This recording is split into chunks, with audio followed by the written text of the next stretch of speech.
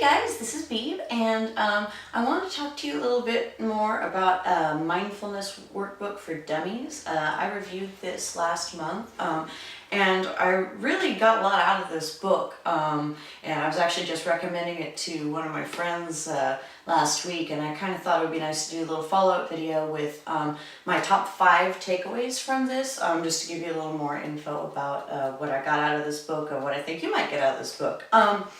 My first takeaway from this book, number 1, is that it's okay to start small.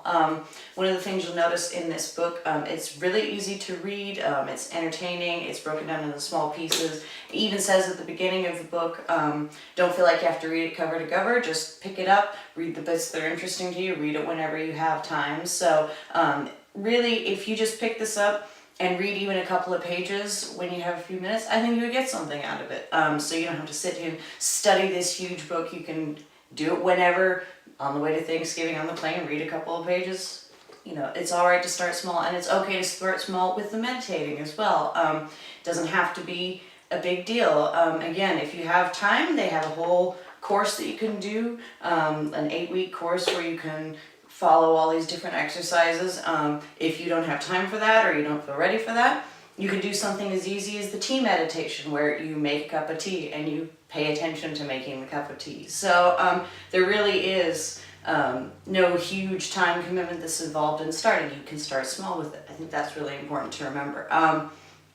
Number 2 takeaway from this is that there is no wrong way to meditate. I know I've read a lot of stuff about meditation over the years. I think we've all heard that, you know, even if you're trying to clear your mind and you have thoughts coming in, that's okay. That's the process of meditation. But I still think, I've always still felt like this isn't working. I'm not doing this right. And what this book really hammered home for me is that that's the whole point.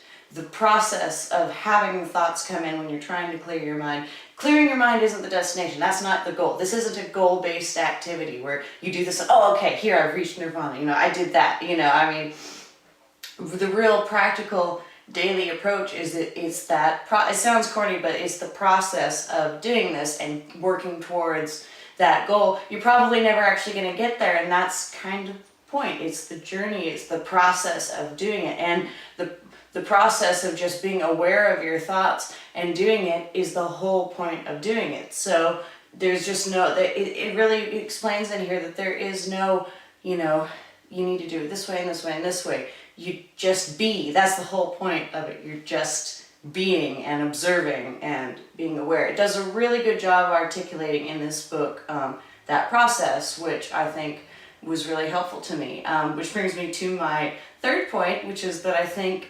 perfectionists can really benefit from this book. I'm a perfectionist, not so much in terms of, like, I don't expect other people to be perfect, I just expect me to be perfect and the way I do everything to be perfect. And, you know, are we seeing a theme like, oh, I don't have time to sit and read this whole book, so I just can't do it, or I don't have time to do an hour of meditation, so I don't have time to do it because I can't do it right, or I'm doing the meditation, I can't completely clear my head, I'm not doing it right. Are we seeing a theme, perfectionist theme here? This actually has a lot of really interesting things about perfectionism in general, and one of the biggest things I got out of it was I had a portion about, it articulated a way that I often feel about, I feel like I'm not experiencing something the right way, or I don't feel the way that I should about certain things, or I psych myself out of certain things. I've never been able to articulate that feeling, and I didn't know, I knew other people must have that feeling, but it wasn't something I'd ever really heard described. This really hit the nail on the head of describing exactly the way I feel, and has very practical advice for looking at things a different way, just so you can get more out of your life. So that was really helpful to me. And that also leads me to my next point. My 4th takeaway from this is that mindfulness is compatible with any belief system. We tend to think of meditation as being you know, Buddhism, or associated with the New Age movement, or things like that.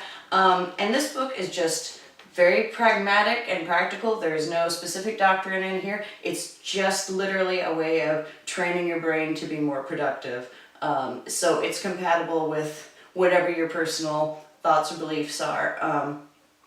is really just a tool. Like, people go to therapists, or there's all kind, mind hacks, different ways that we teach our brains to try and be more productive. This is one of those ways. So it's a helpful and very practical way of looking at it.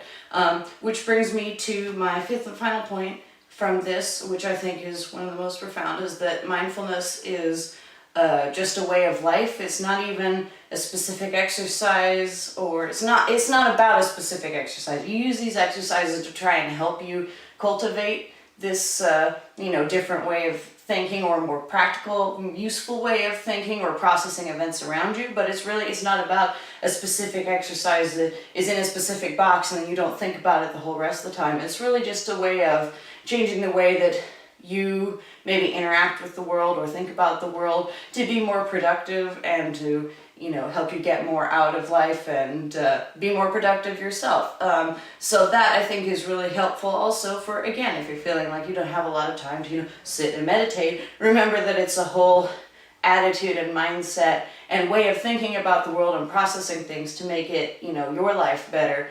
It's not just about these specific exercises. Are really meant to help you cultivate just a better life overall. So that's another helpful thing to think about. It's something that you're thinking about just while you're living life. It's not just like absconding to a monastery and meditating for 6 months. So anyway, those are the top 5 things I got out of this book.